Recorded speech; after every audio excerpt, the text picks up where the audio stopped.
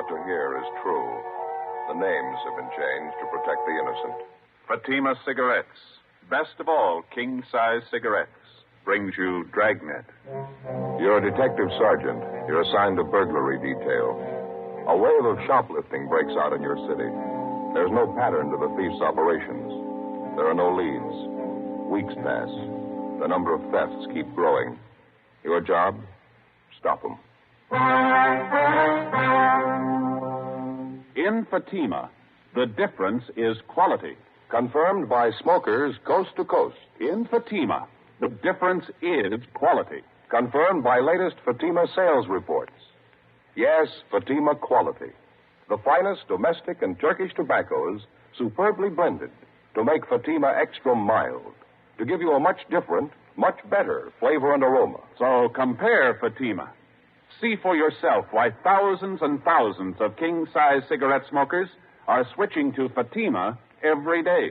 Enjoy all the advantages of extra length plus Fatima quality, which no other king-size cigarette has. Remember, Fatimas cost the same as the cigarette you're now smoking. But in Fatima, the difference is quality. Next time, buy Fatima. Best of all, king-size cigarettes.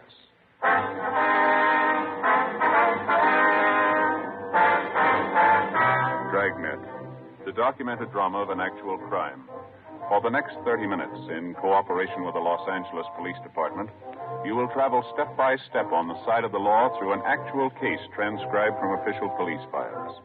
From beginning to end, from crime to punishment, Dragnet is the story of your police force in action.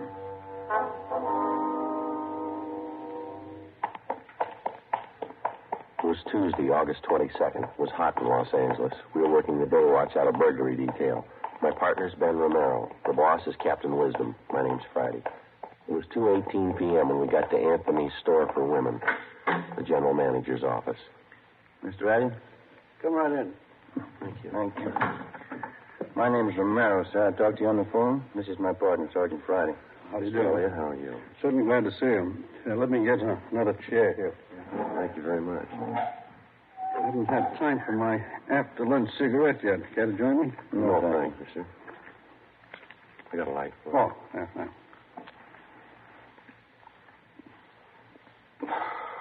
Well, I guess you know what the problem is. No need for me to go all the way back and start from the beginning. I didn't get it quite clear on the phone, Mr. Elliot. When did this last thing come up? Well, the way we have figured out, it must have happened around closing time yesterday, between 5:30, we figured. The store was pretty crowded at that time, was it? Yeah, it's pretty busy. We had a special pre-winter showing in the fur department. No one noticed it was gone until after we'd closed up. Mm-hmm. Can you give us a description of the piece of merchandise, Mr. Elliot? Yes, yeah. You got it right. Complete description, you see. Silver blooming stole, satin lining, 2-slash pocket, silver chain fastener. Complete description of it for you. Yes, I see. Thank you. These are the code numbers and the serial numbers on it, then? That's right.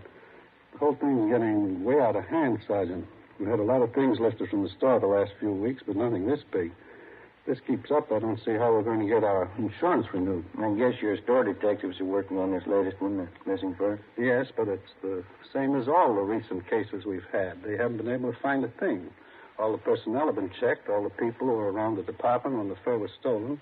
I mean, those it was possible to check on. As far as we know, they're all clear. Uh-huh. What were the circumstances of this thing, Mr. Elliot? I mean, was this mink stole on a display rack? Did one of the models have it on? Exactly how was it? No, it was modeled, yes. After it was shown to several parties, it was put back in stock. We have a special rack for the stoles, regular enclosed cabinets, sliding doors on it. Cabinets usually open during store hours. I see. There was a store detective in the department at the time. All those salespeople were standing around. I can't understand why one of them didn't see it happen. Mm-hmm. Mr. Elliot, you say this is the first time an expensive item like this has been lifted from your store? That's right. How about the personnel, Mr. Elliot? You say there's been a check made on each one of them since this thing started? Yes, sir, that's correct.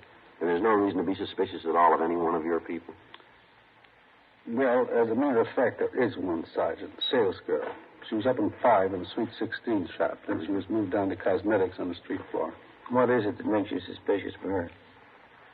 Well, before I say anything, I want to make it perfectly clear to you. We've never had any real proof that there was something wrong there. Dorothy started with us 8 years ago. That's the girl's name, Dorothy Kirkman. Mm-hmm. She came to us right out of high school. She seemed to be doing all right, get along with the customers, dressed neatly, always on time. And all of a sudden, this shoplifting started. We didn't think there was any connection at first. Thought it was only coincidence. How do you mean, sir? Well, just for instance, wait a minute. Get the file on that right here in the desk. I see. Yeah. Here it is. Out of the first 14 items that disappear, 6 of them were out of Dorothy Kirkman's department, right out of her section. Cashmere sweaters, expensive blouses, scarves. As I say, at first we wrote it off to coincidence, but it kept recurring. Her section almost seemed to be the focal point of all the shoplifting. That was at the beginning, of course. Did you have the Kirkman girl watched, Mr. Elliott? Yes, we did. The department head kept an eye on her, and, well, I guess Dorothy noticed it. She resented it quite a bit, had a little spat with the head of the department. We thought it'd be best for everyone if she transferred. So we had her moved downstairs to cosmetics. Mm-hmm. How did that arrangement work out? Well, for the first few weeks, fine. And we started missing things out of cosmetics. A lot of it didn't amount to too much. A lot of it did. Makeup kits, expensive perfumes. This time we called her in, tried to talk to her about it in a nice way. She got very resentful. Mm-hmm. She denied knowing anything about it, say? Yeah, she got very upset. Of course, there is one thing I will say. The items in cosmetics are on display all over the counter. It's fairly easy for anybody to pick them up. The fact still remains the stealing began in her department upstairs. She moves over to cosmetics, and all of a sudden the losses increase there. What would you figure? Yes, sir. I see what you mean. Wonder if you could have somebody point out this Dorothy Kirkman for us, Mr. Elliott. I think maybe we better have a talk with her. We'd like to help you, Sergeant. I'm afraid that's not possible. Well, how do you mean? She quit last Saturday. We got all the information available on Dorothy Kirkman from the store's personnel files, and then we called the office and gave them a description of the stolen fur. We asked them to check the Kirkman girl through R&I. She had no previous criminal record. Before we left the store, we went to the fur department, talked to all the salespeople concerned, but we were unable to come up with anything new regarding the theft of the silver blue mink stole. We drove out to Dorothy Kirkman's last known address. She wasn't at home, but her mother was. The mother told us that the day before, her daughter had started on a new job as a sales girl at the House of Raymond, an exclusive shop specializing in all types of cosmetics. We checked the phone book and found that the House of Raymond was located in the same 10-block stretch along Wilshire Boulevard where the shoplifting campaign was going on. It was one of the few places along there that the thieves hadn't bothered. It was 3 blocks from Anthony's store for women, the Kirkman girl's former place of employment. 4:05 p.m. We located her behind one of the front counters. Across the aisle, half a dozen women were listening to a makeup demonstrator giving a talk on complexion care. Dorothy Kirkman seemed pleasant and cooperative. No, I don't mind telling you. I got sick and tired of being called a thief. That's why I quit Anthony's. A little of that goes a long way. You started work here at Raymond's yesterday, Miss Kirkman, is that right? Yes, that's right. I think I'm going to like it a lot better than Anthony's. Mm-hmm. While you were working here at Anthony's, ma'am, I suppose you'd heard that quite a bit of shoplifting was going on. Yes, I knew about it. Guess every girl in the store knew it. They had a big personnel meeting about it. Do you have any suspicions of your own, Miss Kirkman? How do you mean that? Well, I mean, was there anyone in particular that you might have been a little suspicious of? Maybe one of the customers? No. I've waited on some real weird ones, but I didn't see any of them ever try to walk out with anything. Mm-hmm. All I knew was what Mr. Elliott told us at that meeting. Well, this might be an embarrassing question for you, miss, and we'd appreciate an honest answer. Yes? What about the sales girls you worked with? Did any of them ever give you cause to be suspicious? You mean, do I think any of them were doing the stealing? No. There were some of them I didn't like. I didn't trust them either. But I wouldn't accuse them of stealing. I wouldn't accuse anybody unless I had proof. That's more than I can say for some people I know. Well, by any chance, did you happen to be in Anthony's this past Monday? Monday? No, why do you ask? When you were working on the 5th floor up the street at Anthony's, we understand that when the merchandise first started disappearing, a pretty good percentage of it was out of your section. That's what they told me, yes. And then when you were transferred downstairs to the cosmetics counter, quite a few things started disappearing from there. Now, we'd like an honest answer, Miss Kirkman. Do you have any explanation at all for this? I'll tell you the same thing I told them at the store, Sergeant. I can't explain it. But I didn't have anything to do with it, believe me. Well, you'll have to admit, miss, it's pretty much of a coincidence, isn't it? Sergeant, you can call it anything you want to. I didn't have anything to do with it. The only thing I ever took home from that store was my paycheck. Would you excuse me, please? Customer, I have to wait on. Yes, ma'am. Go right ahead. What do you think? I don't know. She's a nice enough girl. Seems to be telling the truth. Could be a coincidence the way it worked out. Nothing to prove otherwise. 4:38 p.m. We finished questioning the suspect, Dorothy Kirkman, and Ben and I went back to the office and made arrangements to have the girl kept under temporary surveillance. A bulletin had been gotten out on the missing fur stole, the pawn shop detail had been notified, and a description of the fur had been placed on the stolen property list. The following day, along with Sergeants Dick Rubles and Jim Tabor, we continued our investigation of the latest shoplifting complaints. It went slow, a lot of legwork, and no progress. Like the dozens of other items of merchandise which had vanished in the last 8 weeks, there wasn't a trace of the missing fur stole. More men were added to the special detail on duty in the 10-block area where the stealing was going on. Anybody in the city who'd ever served time for shoplifting was checked and rechecked. Constant surveillance was maintained over a half a dozen known thieves who we figured might be involved. It got us nothing. Wednesday, August 23rd, 5:30 p.m. No leads, no progress. We went back to the office. Sure hope I get home before 6 o'clock tonight. I want to see that shoe repair man out in our neighborhood. Well, what's the matter? You need some half-soles? No. I went in his shop the other day and he conned me into a new set of arch supports. Matter of fact, he didn't even call them arch supports. What did he say they were? Metatarsal supports. You know, supports the metatarsal? Yeah. That's one of the bones in the foot. He sold me a pair of these things and told me I should wear only one of them in my right shoe. Yeah, what's the matter with that? Isn't it working out? Miserable. Feel like I've been walking around with one foot in a bucket.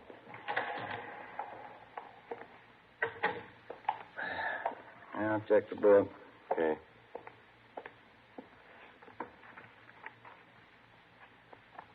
Anything? Yeah, sure is, from Rubles. What do you got? That mink fur. It's been found. 2 hours before, at approximately 3:30 p.m. in the main depot of the Santa Fe bus lines, a 38-year-old housewife, or Mrs. Harriet Briggs, noticed an unclaimed parcel lying on one of the benches in the depot waiting room. When it became apparent to Mrs. Briggs that the parcel was either lost or forgotten, she picked it up and took it to the clerk in charge of lost and found articles. In checking the package for some kind of identification, they discovered the silver blue mink stole inside. The car was dispatched to pick up the fur, and it was identified as the garment taken from Anthony's fur salon. Mrs. Briggs volunteered to come along to the office to give what information she could. A stakeout was placed at the bus depot in case anybody called for the package. 5:50 p.m. We interviewed Mrs. Briggs in the squad room. That's right, officer. It was just a little before 3:30. I was in the bus depot there waiting for my husband. That's when I first noticed this package lying on the bench just across from me. I see. What'd you go on, please, Miss Briggs? I didn't think anything of it at first. I went on reading the afternoon paper, but no one came for the package. It was just lying there. It was there a long time. Well, how long would you say, ma'am? I mean, before you picked it up and took it to the lost and found clerk? Oh, I'd say 20 minutes or half an hour. That much at least. I left it with the young man at the counter there, and I told him I'd be back to see if anyone claimed it. Well, when I did get back, that's after I had dinner with my husband, Carl, we found out what was in the package. It's certainly strange. Don't you think, officer? Yes, ma'am. Did you happen to notice at all who it was that left the package there? Well, I'm not really sure, officer, but I think I know who it was. A tall woman.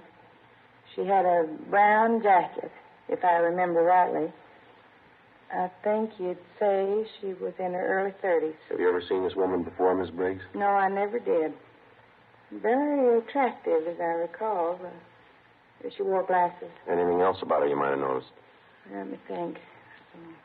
She had blonde hair. I remember that much. And the reason I do remember it is because she wore it like I used to when I was a girl, you know, sort of a back in a bun like this. And you're pretty sure that this woman you described is the one who left the package there? Mm-hmm. If I remember rightly, she's the only one that sat across from me. Guess it must be her. If it wasn't her, I don't know who else it could have been. All right, Miss Briggs. Thank you very much. We appreciate it. That beautiful fur. I know that woman must be just sick about losing it. Certainly hope you find her, officer. Yes, ma'am, so do we. We had the stats office make a run for us, and all females with shoplifting records who fitted the description of the woman who'd left the mink stole in the waiting room at the bus depot. The following morning, we checked with the men on stakeout at the depot. They told us nobody had come back to report losing such a parcel. Together with Rubles and Tabor, we spent most of the day checking out the names on the list of known shoplifters which the stats office had made up for us. Names of possible suspects who physically resembled the tall blonde woman seen at the depot. We got nowhere. Either they had ironclad alibis or they had since moved out of the city. We ran down every possible angle on the freak recovery of the missing fur stole. During the next 10 days, the case got more involved than it already was. Some of the stolen articles of new merchandise began showing up, but not through any of the channels we expected. Some of the items were found dumped in sidewalk refuse cans. Some were found in hotel lobbies, in the post office, in theaters. Some were found tossed in vacant lots. The only logical answer we could figure was that it was the work of somebody who was stealing for just the love of stealing, a kleptomaniac. Tuesday, September 4th, a 15-year-old girl in one of the exclusive residential neighborhoods reported finding 2 parcels containing women's clothing and expensive costume jewelry. They still had the price tags on them, and they totaled $360. Ben and I drove out to talk to the girl, a Patricia Denvers. Where'd you happen to find these things, Patricia? Empty lot right down the block there. I was on my way home from the show. I took the things home and showed my mother. She called the police. If nobody claims this package with the costume jewelry, can I keep it? Certainly beautiful. No, I'm afraid not, miss. We know who the things belong to. We're going to have to return them. Oh, I certainly don't understand that. Well, how do you mean? As far as I could see, she threw the things away. I thought she didn't want them. What do you mean? Who didn't want them? Well, the lady who threw them in the empty lot. You saw who it was that threw the packages in that lot, did you? Yes, I was on my way home from the show, just like I told you. I could see this lady walking up ahead of me. She was about a block away, I guess. When she went by the lot, I saw her take these packages from under her arm and toss them in the grass. She wouldn't do that if she wanted them, would she? Did you get a good look at this woman? You have any idea what she looks like? She's a good-looking woman. Tall.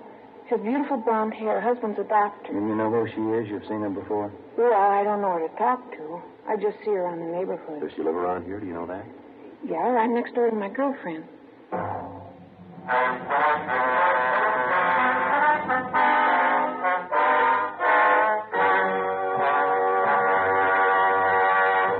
You are listening to Dragnet, authentic stories of your police force in action. If you smoke king-size cigarettes, listen to Fatima's amazing new offer. Buy a pack of Fatimas. Enjoy their extra mildness and superbly blended tobaccos. If you don't like Fatima's better than the king-size cigarette you are now smoking, return the pack with the unused Fatimas, and we'll give you your money back plus postage. We make this amazing offer because we believe Fatima is the best of all king-size cigarettes. Smokers all over the country are confirming this every day. Here is the latest state-by-state report. State 1, Fatima sales up 69%. 2, sales up 118%. 3, sales up 92%. 4, sales up 142%. And those are just a few. Remember, if you're not convinced Fatima is better than your present king-size cigarette, just return the pack with the unsmoked Fatimas before December 1st and get your money back plus postage. Fatima, Box 37, New York 1. Buy Fatima. Best of all, king-size cigarettes.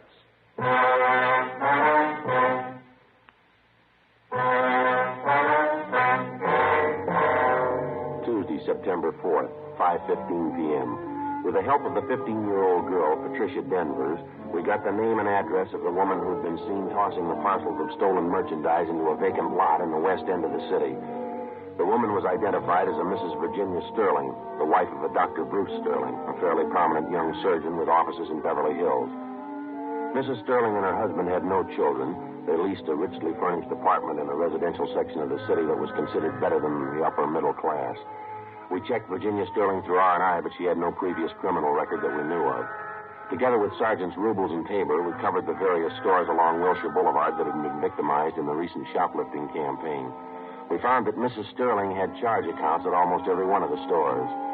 Generally speaking, we found her accounts in very good standing, and among the store people, she was regarded as what is referred to as a fine customer, a good spender, and a good credit risk. right down to the Retail Credit Association. There was nothing but favorable reports on the woman. 7:15 p.m., Ben and I had a hamburger and some chili and a cup of coffee for dinner, and then we drove out to the apartment of Dr. Sterling and his wife. Mrs. Sterling answered the door and invited us in. We identified ourselves. She told us the doctor was out on a call. She showed us into the living room. Modern furniture, indirect lighting, expensive rugs. Won't you sit down, gentlemen? Thank you very much. Should I get you a drink? I was just having my coffee and brandy. No, thank you, Miss Sterling. I really don't know when the doctor will be back. He was called over to the hospital. Is there anything I could help you with? Well, as a matter of fact, Mrs. Sterling, we came out to talk to you, not your husband. Oh, really? What is it you wanted to talk to me about, Sergeant Romero? Well, ma'am, we understand that you do quite a bit of your shopping along Wilshire Boulevard. Is that right? Well, yes, I shop downtown quite often. Except the problem with parking, I find it a lot more convenient. Why do you ask? Miss Sterling, do you do much of your shopping at Anthony's? I believe that's out in the Wilshire district. Yes, I do. For my sports clothes, especially. They have a very good selection. Mm-hmm. Would you remember if you were in Anthony's on the 22nd of last month? I believe that was a Tuesday. On a Tuesday. No, I don't think I could remember one way or the other. I really don't have any special day for shopping. I just go when I feel like it or when I need something. Have you ever been in the first round at Anthony's, ma'am? Have you ever made any purchases there? I suppose I've been in almost every department at Anthony's at one time or another. I can tell you, though, I've never bought any furs there. As I told you, the main reason I go there at all is because of their sportswear. Could you tell me what this is about, please? Routine investigation, ma'am. I wonder if you could tell us this. Do you have any occasion to travel in the area of the Santa Fe bus depot? By bus? No. I don't think I've been on a bus since I've been married, and that'll be 6 years this coming December. You've never been in the Santa Fe bus depot downtown, then? No. I think I know where it is. I've driven past it. I've never been inside, though. Why should you want to know that?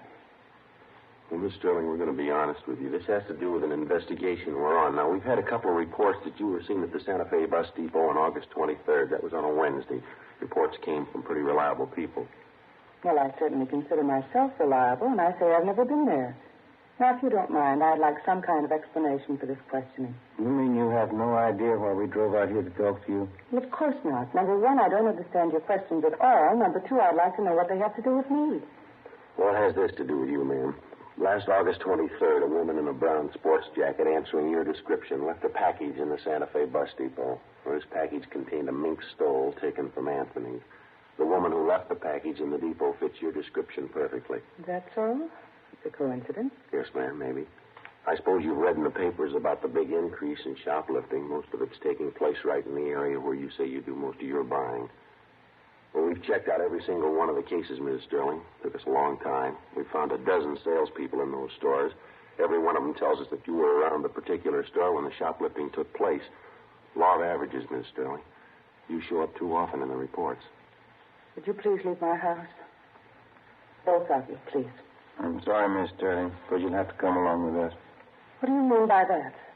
Don't you know you can get in trouble making false accusations? I'm going to call my husband right now. Yes, ma'am, if you like. Go right ahead.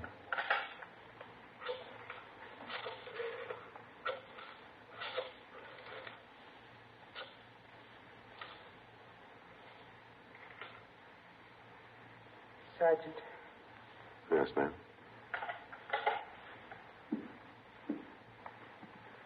What is it?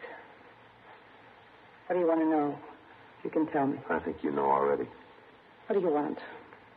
Tell me, please. We've got your story, ma'am. Right up to this afternoon. You went shopping today. You stole things as usual. When you tried to get rid of them, you were seen right in this neighborhood. The vacant lot down in the next corner, you threw them away there. Somebody saw you. They didn't know it was me. Yes, ma'am, they knew it was you. Yes. How can I make them understand? Do you know?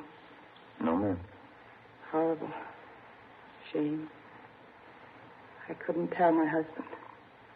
I couldn't tell Bruce. I couldn't. Oh, never mind. We'll tell him for you.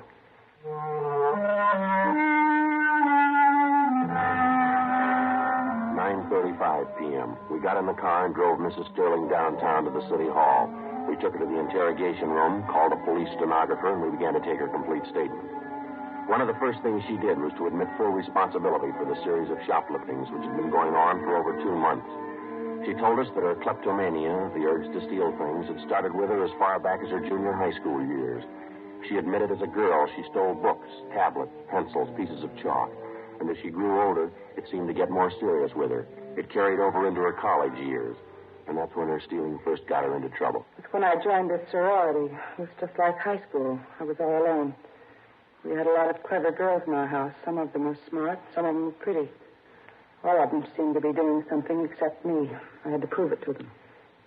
I guess I had to prove it to myself. I was smart, too.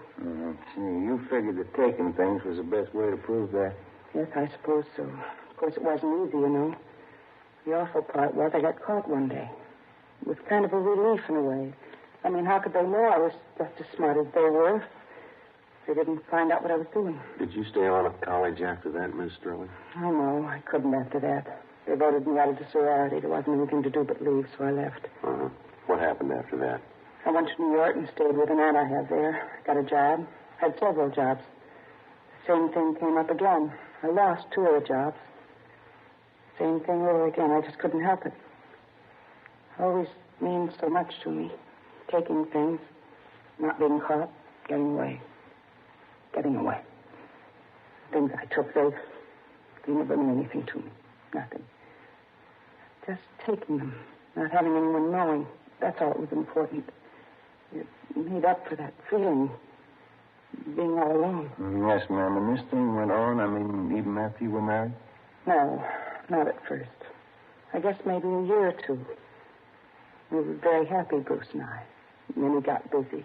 Came out here and began to build his practice. I didn't see as much of him. We both wanted children. We wanted them very much. There weren't any. Bruce began to spend more time away from home. Just like before. Same thing. I wasn't important.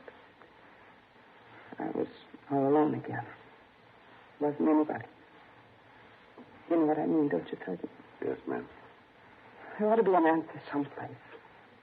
There isn't anything worse than being alone. Is there? I get it. Interrogation room Friday. Yeah, Dick. Mm-hmm. He is on his way now? Yeah, right. Yeah, thank you. Dr. Sterling just called. Said he was on his way in. He ought to be here in a couple of minutes. I don't want to see Bruce. He's so good. I wouldn't know how to tell him. No way, ma'am. He'll be all right. No. I'm alone. He's alone. It'll never be all right anymore. Well, he's on his way in now, and he wants to see you. What can I tell him? What's it going to be like? What's going to happen after this? I don't know, ma'am, but you won't be alone anymore. The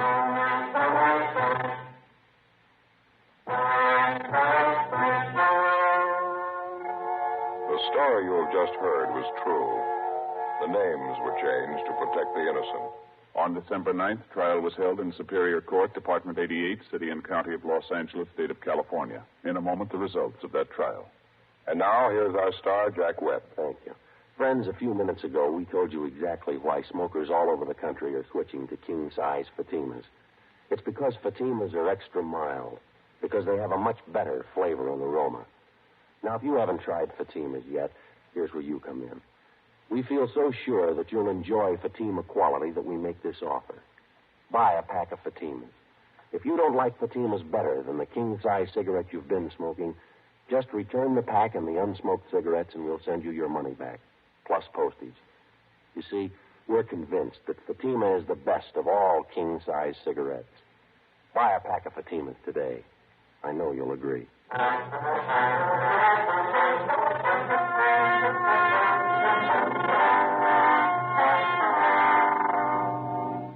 Mrs. Virginia Sterling was tried and convicted on several counts of grand theft and received a sentence as prescribed by law, the terms to run concurrently. Grand theft is punishable by imprisonment for not less than 1 or more than 10 years.